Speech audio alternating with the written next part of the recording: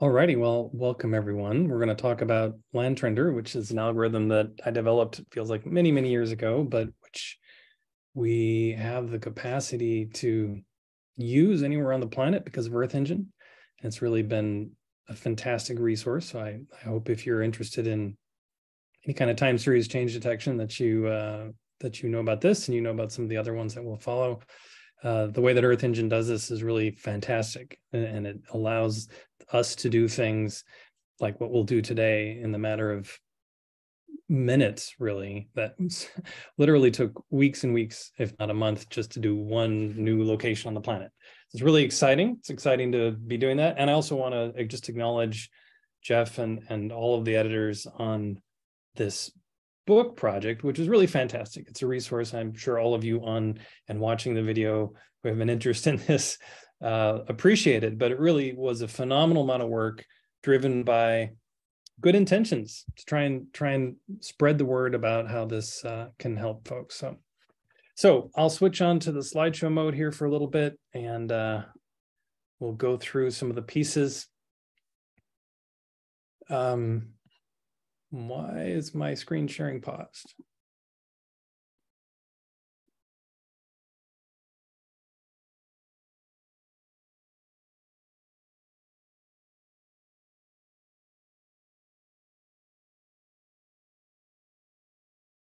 All right, well, welcome to chapter 4.5 of our wonderful EFA book, working with LandTrendr. LandTrendr is an algorithm that we developed many years ago, developed it working on local computers with external hard drives, and the transition to Earth Engine has just been phenomenal. It's been a real game changer for us, and it also really is exciting because it allows anyone on the planet to use it. What we want to do in this chapter is just kind of introduce the strategies of how to work with this algorithm. Our notion with the algorithm was to make it as flexible and available to folks to change and adapt to their own situation. But with that flexibility comes a certain amount of responsibility and sort of strategy to figure out how to make it work best. So I want to introduce that here. I also want to acknowledge Jeff and all of the editors on this phenomenal book. It really is a wonderful resource for all of us in the community. It's done out of the goal of making the world a better place, which I vote up, and it allows anyone really to get their feet wet in working with Earth Engine. It's like the algorithm that I'm about to talk about. There's so much flexibility, so many different options, and having a guidebook to help get you through it is really, really helpful. So thanks, Jeff, and everyone else. So I'm at Oregon State University, and what I'll show here has my name on it, but of course is the result of years and years of really smart people who worked with me or for me, and I really want to acknowledge all those folks, some of whom are on here and some of whom you'll find in some of our other papers and references online. So we'll follow the same type of outline, go through just this brief overview of the chapter, spend a fair amount of time on the theory just to kind of get you oriented, and then transition into the practicum, which will be a little bit different than some of the other chapters because we're just using a GUI interface. So learning outcomes, which you can also find in the book, I just copied these right in here. We want to look at yearly time series with spectral values. And one of the key things there is this distinguishing between what we think of as real change and what are artifacts. And that's an important conceptual thing we'll talk about briefly. Recognize what disturbance and growth look like when we're talking about vegetation, and how that translates into patterns over time and spectral values. Interpreting change segments, which we'll learn what that means here in a second, and how to translate them into maps, and then essentially doing all that through this graphical user interface. It does assume you know some stuff, right? Certainly about getting into Earth Engine and running scripts and accepting repositories, which I guess is implicit in all of these now, but specifically working with vegetation indices, what that means. That's a translation of all the spectral richness into usually a single number. And it goes up if there's more vegetation and down if there's less, but there are lots of different types of spectral indices. We'll focus on vegetation. And it assumes that you know something about spectral characteristics, about how those relate to the land surface in general. Okay, theory.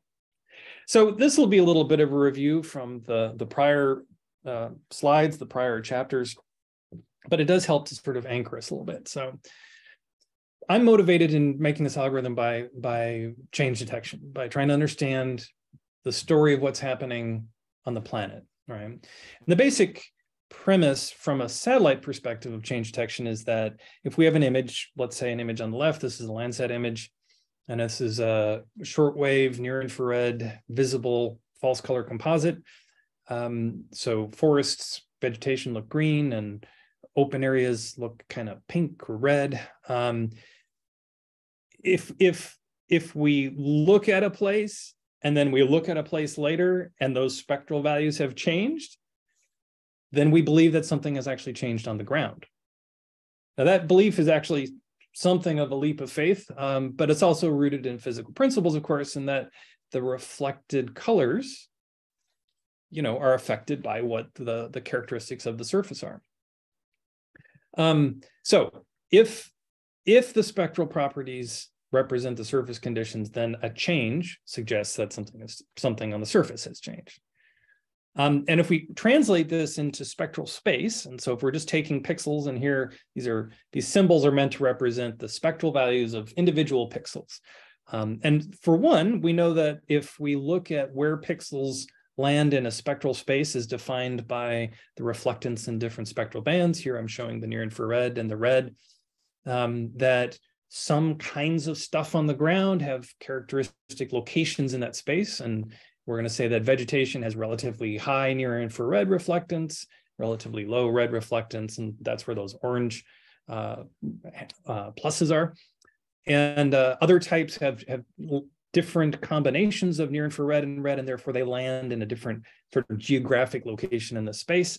And translating what we just said from a visual perspective into the spectral space, essentially what we're saying is, if a pixel starts up at the black dot in time 1 in the orange category, probably vegetation, and it moves to barren rock or land, we suspect that there's actually been some kind of disturbance or removal of vegetation.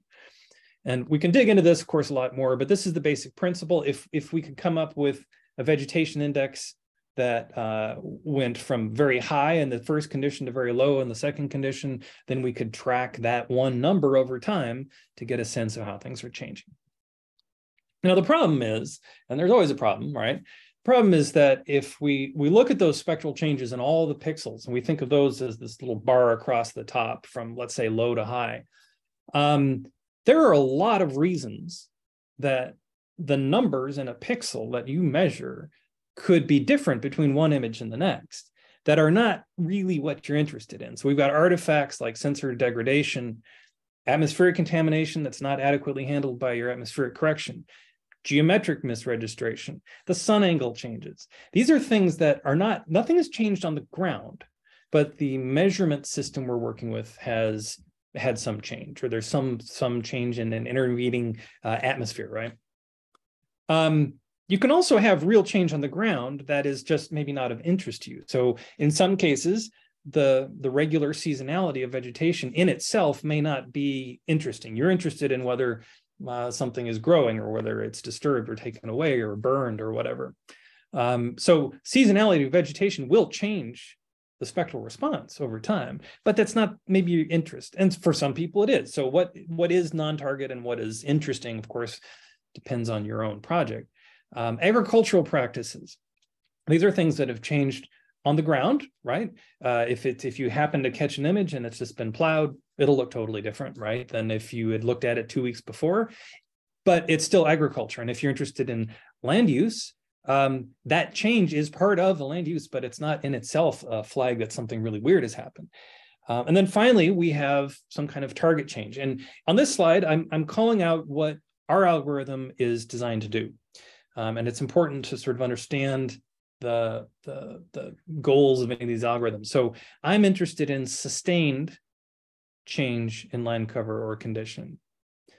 So sustained meaning it's not just ephemeral. It's not a harvest of corn or something like that happens every year. This is a longer term, and we define this in terms of years, although you can define it really how you like. A change that is durable is the way I think of it. So if you have a momentary blip like seasonality, it's wet one year and it's dry the next, our algorithm is not the one. And if you want that, you don't use LandTrendr. That's not what it's designed for. It's designed for things that are more durable and sustained. Now, the way that change detection works, really all change detection, I guess I would argue, is that you look at these spectral changes and you see that some things have happened, and in terms of the numbers, and you just have to decide, well, what number, even if it's a multidimensional number, what number is going to indicate that real change that I'm interested in has happened, and what things below that am I going to tolerate getting rid of and just ignoring. And of course, this, there are going to be some actual changes you want that are going to be below that threshold. There are going to be some uninteresting changes that might creep above that threshold. And so you end up with, of course, an imperfect map. And no map is perfect, right? Let's start off by establishing that expectation. So this is the fundamental problem of all change detection. What we did with this algorithm was acknowledge a couple of things. So first of all, that change is happening on the ground, on the planet, all the time. Even in what we might think of as relatively stable, let's say urban environments, there is actually evolution of pavement, and certainly within urban environments where there are trees or vegetation, they grow slowly over time. Certainly in places that we think of as quite dynamic, change is happening all the time. So if you think of these little cartoons on the top, these little boxes, each one of them, time is on the x-axis, and some surface property, let's say it's vegetation or whatever, it's on the y-axis.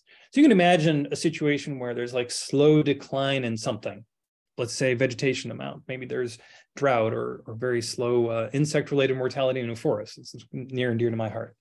Or growth in the second one, or a step function in the third one, where you've got vegetation and it turns into a parking lot.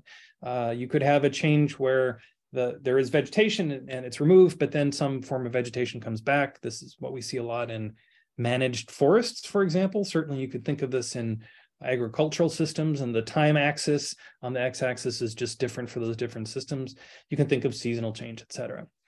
The point of what we're trying to do with this algorithm is make many measurements in the lower right-hand box to fully characterize the shape of those trajectories. Fully characterize the shape of those trajectories. That is the basic goal of LandTrendr. I would argue for some of the other ones that you'll see, it's a pretty fundamental goal as well. How do we characterize the shape of that trajectory all the time? And how, in doing that, can we handle that question of separating real change from false change? And so this is our response to that, basically. And so if you look on the right in the figure, imagine a bunch of images sort of stacked up like books on a shelf, I like to say. And on the bottom, we've got a graph which shows time. And so each one of those images is one, let's say, composite of a year. We're watching time pass for in this case, 3 pixels.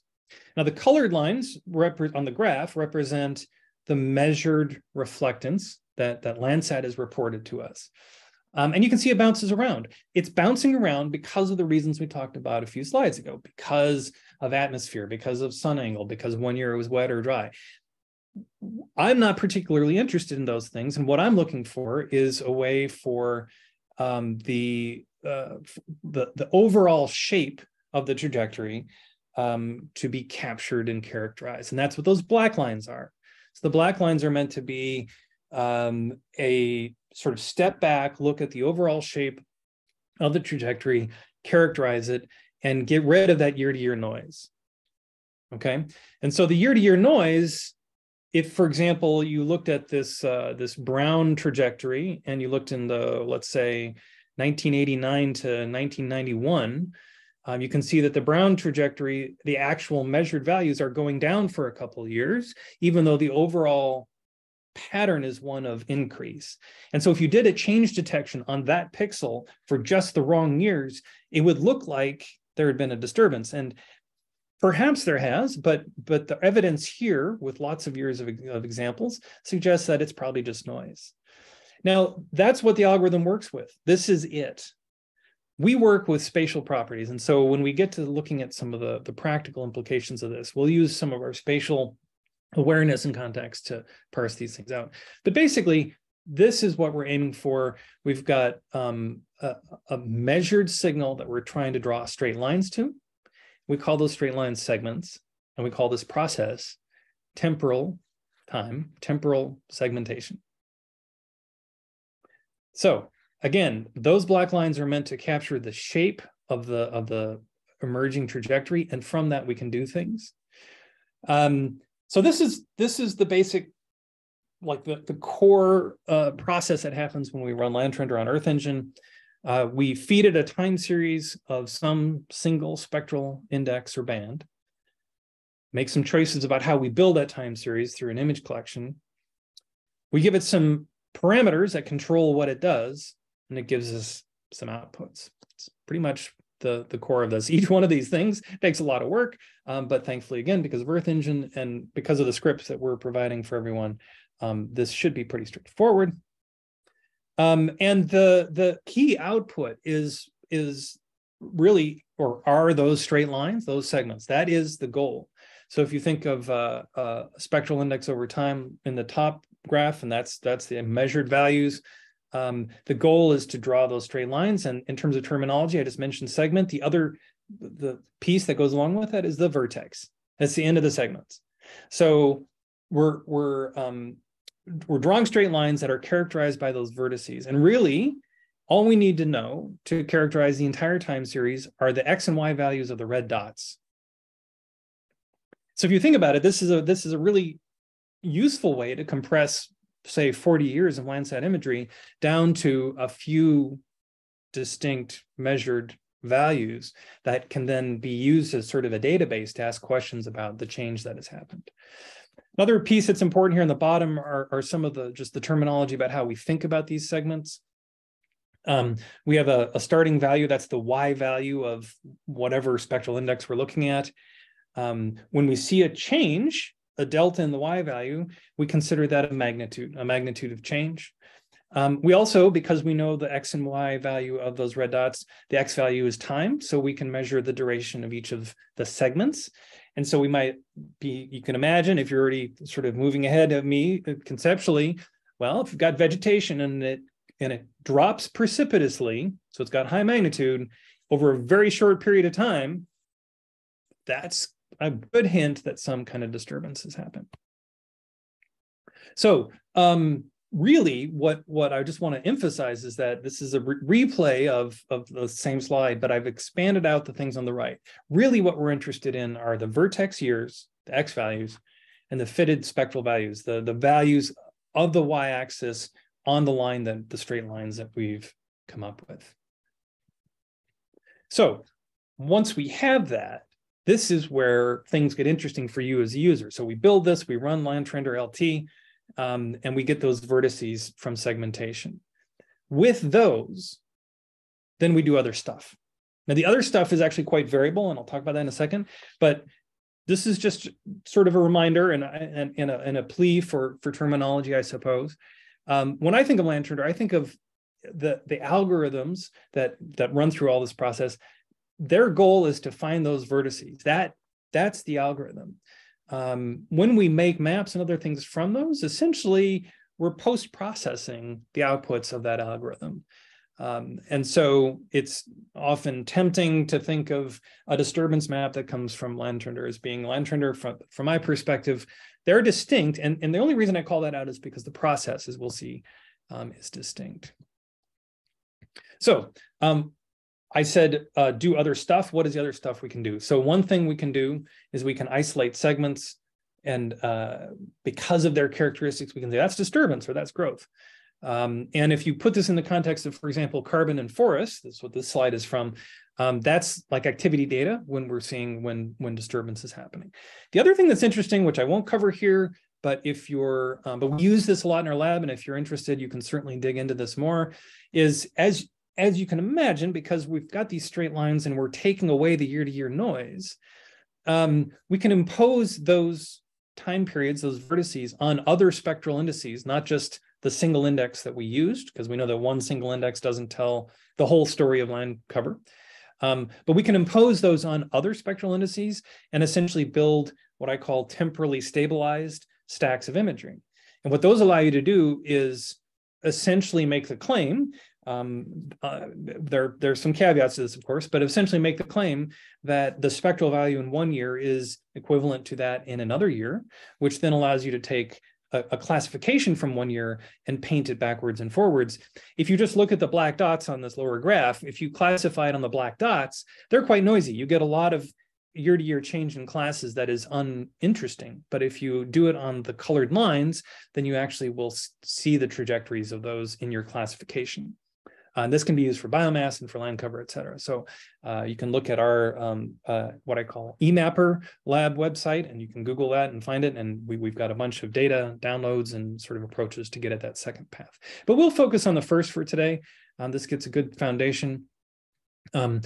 I guess I'll pause for a second before we launch into the practicum and see if there are any burning questions